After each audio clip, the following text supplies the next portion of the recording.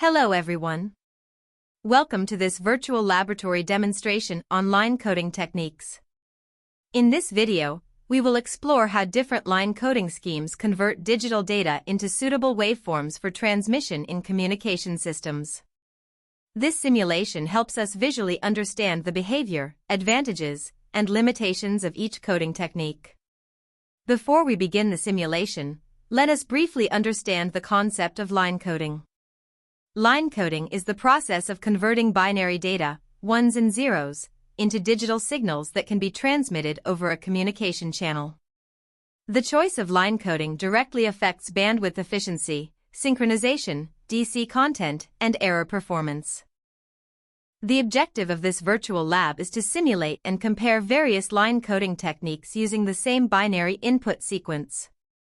Using this tool, we can observe waveform shapes, voltage levels, and transitions for different schemes. This practical visualization strengthens our understanding beyond theoretical analysis. Let us now see how to use the simulator.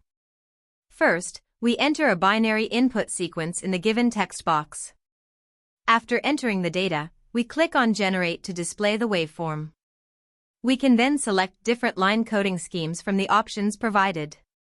The simulator also allows us to adjust parameters such as bitrate and amplitude. Let us begin with unipolar non-return to zero encoding. In this scheme, a binary 1 is represented by a positive voltage level, while a binary 0 is represented by zero voltage. The signal does not return to zero between bits. Although simple to implement, this scheme suffers from DC components and synchronization issues. Next is unipolar return to zero encoding. Here, a binary 1 is represented by a positive voltage for half the bit duration and then returns to zero.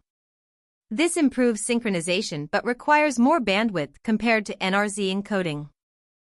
In polar NRZ encoding, binary 1 and 0 are represented using positive and negative voltage levels. This reduces DC content and improves noise immunity. However, long sequences of identical bits may still cause synchronization problems.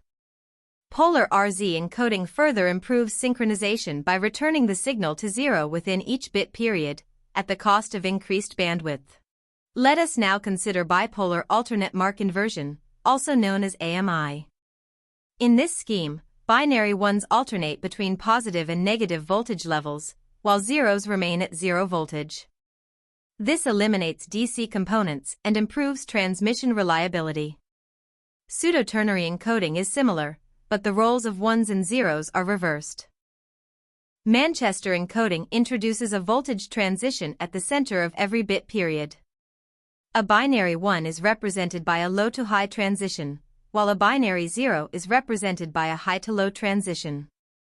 This scheme is self-clocking and has no DC component, which is why it is widely used in Ethernet systems. Finally, we examine HDB3 and B8ZS encoding schemes. These schemes are used in bipolar transmission systems to overcome synchronization problems caused by long sequences of zeros. In bipolar AMI encoding, consecutive zeros produce no signal transitions, which makes clock recovery difficult at the receiver. To solve this, HDB3 and B8ZS replace long zero sequences with predefined bipolar violation patterns. These intentional violations introduce voltage transitions, allowing the receiver to maintain proper timing. In HDB3, for consecutive zeros are substituted based on the previous pulse polarity, ensuring DC balance. In B8ZS, 8 consecutive zeros are replaced by a fixed violation pattern containing 2 bipolar violations. Thus, HDB3 and B8ZS maintain synchronization, signal integrity, and zero DC component in digital communication systems. By switching between different coding schemes using the same binary input, we can clearly observe differences in waveform shape, transitions, and voltage levels. This comparison helps us understand why certain schemes are preferred in practical communication systems.